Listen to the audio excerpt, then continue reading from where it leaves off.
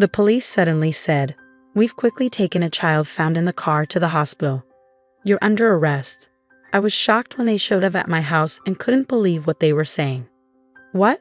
I don't have a child," I replied, confused. The officer looked confused too. They said they found the car's owner through the license plate and it was registered in my name. Could this be true? I had a feeling, so I rushed to the hospital where the child was taken. There, I saw a boy about 5 years old lying on an emergency bed. His face was red and rough, but my heart raced when I saw his familiar face. From that moment, my life changed completely with this child at the center. I am Emily, a 33-year-old who works from home. I started dating my husband, Michael, when we were in college together in the same club, and we got married after graduation. We've been married for 10 years but couldn't have children. We even tried fertility treatments, but I found out I had a condition that made it hard to conceive. Michael, being kind-hearted, told me, "It's okay. Let's live happily, just the two of us." My in-laws are nice, and since my brother-in-law already had a child, they never pressured me. But I felt bad for my parents, who were hoping for grandchildren. I live near them and visit often. If only my brother John had a child. I have a younger brother, John, who is 7 years younger than me. Maybe because he was the youngest, he started hanging out with bad influences in middle school. He says it's because our parents compared him to me, the smarter and more accomplished older sister. But from my perspective, our parents treated us equally. Still, John rebelled and caused a lot of trouble. At 20, he said he was cutting ties with the family and left home, disappearing without a trace. I haven't seen him since then. Sometimes I look through old photo albums and remember the days when John, as a toddler, would follow me around, calling me sis. One day, while I was working from home, my doorbell rang nonstop. I panicked and checked the camera, seeing the police at my door. They suddenly announced, "We've transported a child found in a car. You're under arrest." I was shocked and speechless. "What? I don't have a child," I said. The officer looked just as confused. I had so many questions. The police explained that a passerby had noticed a car abandoned on the road with a limp child inside and reported it. The child was taken by ambulance to the emergency room. When I asked where the car was, they said it was in front of my parents' house. Unfortunately, my parents were away on a trip. The police identified the car's owner from the license plate. While the car was registered in my name, the person using it was my younger brother, John. I used to lend my car to John when he got his license, and he took it when he left home. Since then, the car has been left in front of my parents' house only when it needed inspection and maintenance. Despite scolding him, my parents felt sorry for John and took care of the car, thinking he might need it. But who was the child left behind in the car? Hurrying to the hospital, I approached the bed in the emergency room and saw just the top of a small head peeking out from a blanket. The curly, wavy hair instantly reminded me of someone. My heart raced as a childhood memory of John flashed before my eyes. Getting closer, I saw the face of a boy around 4 to 5 years old who looked strikingly like John. Could it be? Just then, I received a phone call from my mother, who was away and sounded panicked. John called and asked me to take care of his child. He said he left the child in the car because we were not home. Under this blazing sun, what should we do? I reassured my worried mother that the child had already been taken to the hospital and seemed likely to survive. She sounded relieved and said she would be back soon. I understood my mother's feelings. There was no time for a trip now. I knew this child was my brother's. But when was he born, and who is his mother? I explained to the police that he was probably my brother's child and decided to stay with the boy. After that, I tried calling my brother several times, but couldn't reach him. Looking at the child, he seemed to be in pain. Seeing such a small body enduring so much hurt broke my heart. At that moment, a nurse came and handed me the clothes the child had been wearing before changing into hospital pajamas. They were worn out and very dirty, with the name Tom written on the tag. From his extreme thinness and the state of his clothes, it was clear that Tom had been living in a very tough situation. That evening, my mother returned from her trip and rushed to the hospital. "John," she murmured, holding Tom tightly with tears in her eyes. Tom looked a lot like John. By the next day, Tom's condition had improved, but he seemed very scared. I gently asked him, trying not to scare him, "How old are you, Tom?" "I'm 5 years old," he replied, holding out one hand and counting his fingers. "Wow, you speak so clearly." I praised him and stroked his head. and he smiled for the first time. Still, Tom seemed thin, pale, and small. The doctor said he had bruises all over his body.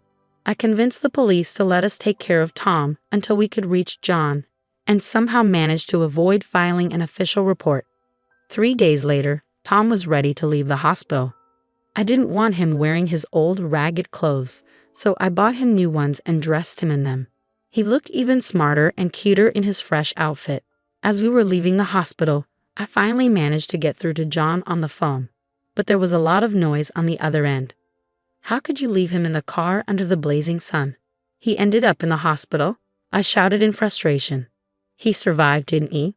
So it's fine, John replied casually. He had bruises all over his body. Did you do this? I demanded.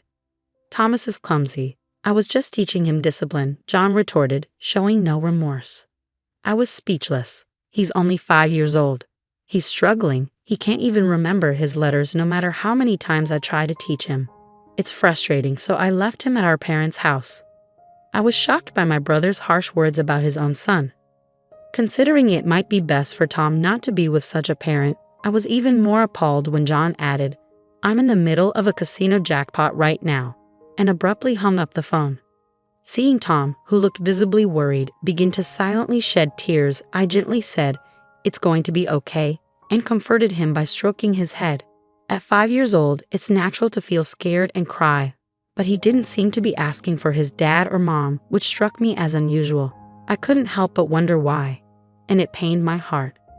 After discussing with Michael and my parents, we decided that Tom would stay with us at our home. At home, I prepared a kid-friendly lunch with hamburgers and fries, adorned with colorful character flags. When I set the plate in front of Tom, his eyes lit up. "I've never seen food like this before. Can I really eat it?" he asked. "Of course, Tom. I made it just for you," I assured him. I loved watching him eat, with ketchup all over his mouth and a big, crunchy smile. In the evening, Tom had a blast playing in the bath with Michael, laughing and having a great time.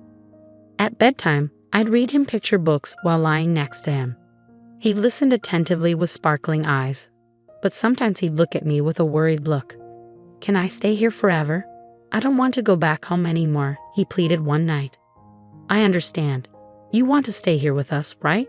I asked gently. Tom nodded with relief, and it broke my heart to see him feeling that way.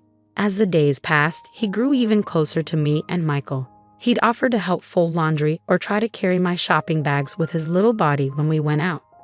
Living together, I discovered what a kind and wonderful child Tom was. Michael and I grew very attached to him, and we began discussing the possibility of adopting him, especially if John and his partner weren't planning to raise him.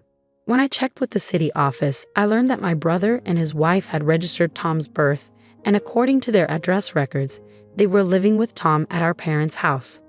We started the process of consulting with family court about adoption. About a month after Tom came to live with us, John and a young woman came to visit.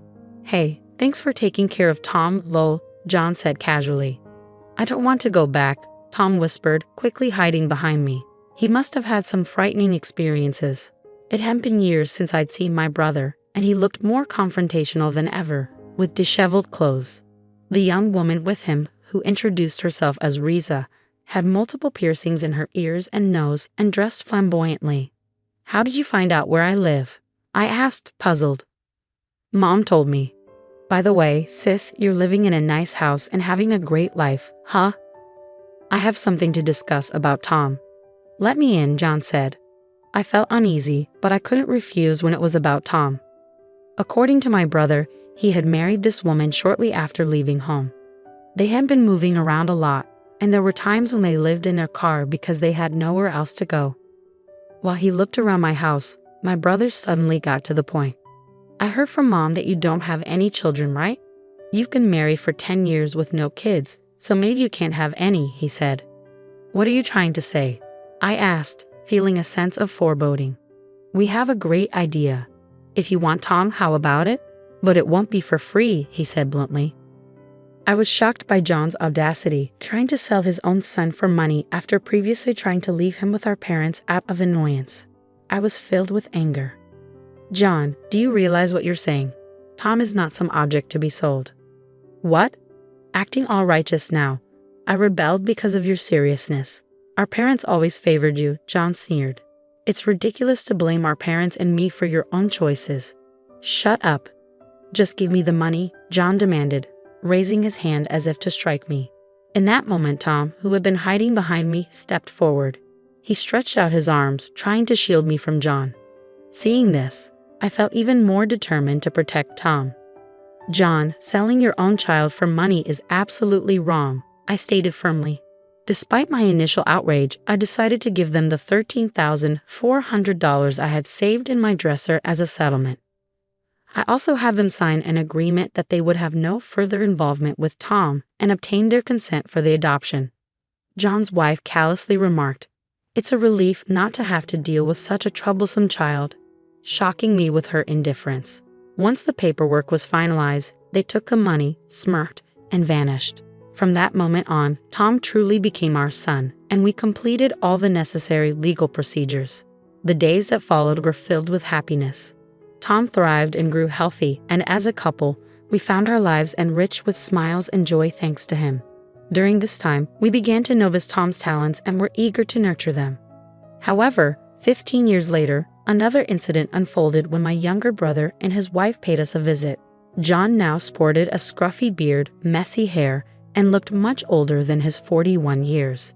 His wife appeared disheveled, with no makeup, wearing dirty clothes and torn plastic sandals.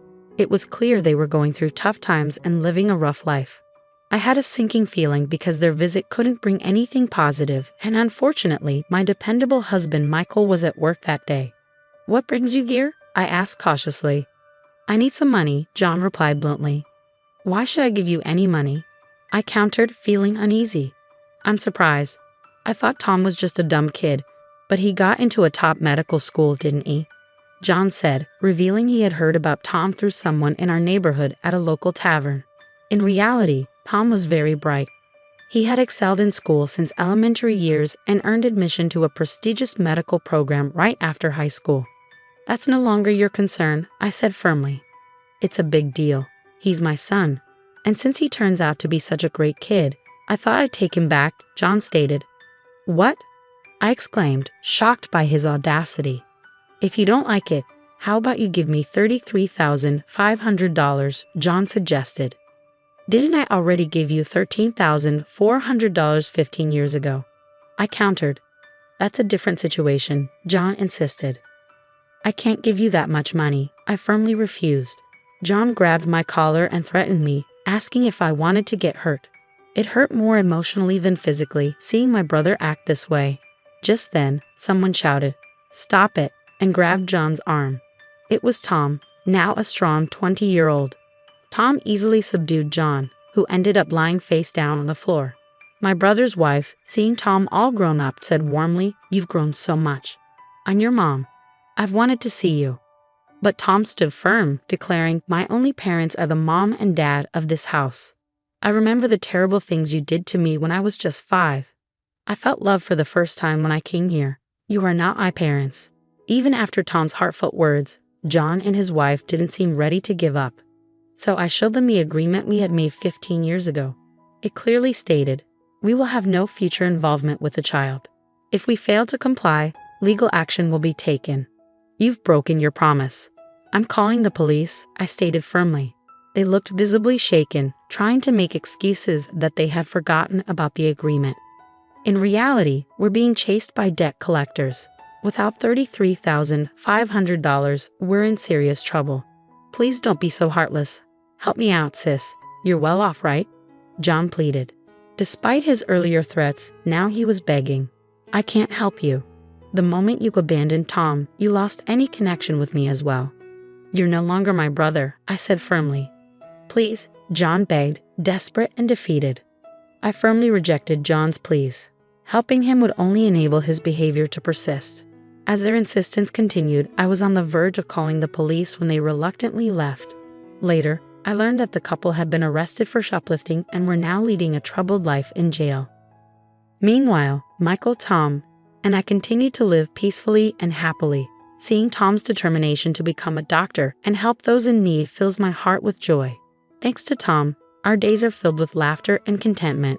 We look forward to continuing our happy life together.